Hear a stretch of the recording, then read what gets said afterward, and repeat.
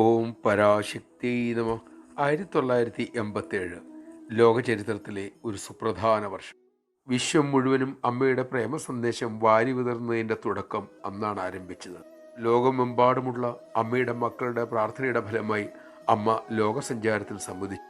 അതിനുള്ള ഒരുക്കങ്ങൾക്കായി ബ്രഹ്മചാരി നീലു, ബ്രഹ്മചാരി അമൃതാനന്ദ ചൈതന്യ എന്നിവരെ 3 മാസം മുമ്പേ അമ്മ അമേരിക്കയിലേക്ക് അയച്ചു. അവർക്ക് അവിടെ സഞ്ചരിക്കാൻ കിട്ടിയത് വളരെ പഴയ ഒരു ഫോക്സ് വാഗൻ വാനായിരുന്നു. ഭാഗ്യം, ആ കിഴവൻ വണ്ടി വലിയ പ്രശ്നമൊന്നുമില്ലാതെ ആദ്യം ഓടി. ആ വണ്ടിയിൽ അവർ പ്രധാന നഗരങ്ങളിലെല്ലാം സഞ്ചരിച്ചു. ആ വണ്ടി തന്നെയായിരുന്നു അന്നവരുടെ വീട് എന്നും പറയാം. അതിലുറങ്ങി, ഉണ്ടു, സാധന ചെയ്തു. പരാതി ഒന്നുമില്ലാതെ വണ്ടി ഓടുകയും ചെയ്തു. വണ്ടിയിൽ അവർ അവസാന ലക്ഷ്യമായ മാഡിസണിൽ എത്തുകയും ചെയ്തു. അതോടെ വണ്ടി പൂർണ്ണമായും ബ്രേക്ക് ഡൗണുമായി.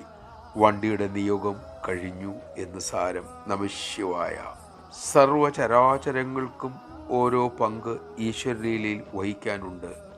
നമ്മുടെ ഭാഗം ഏറ്റവും നന്നായി ചെയ്തു തീർക്കാൻ നമുക്ക് സാധിക്കട്ടെ.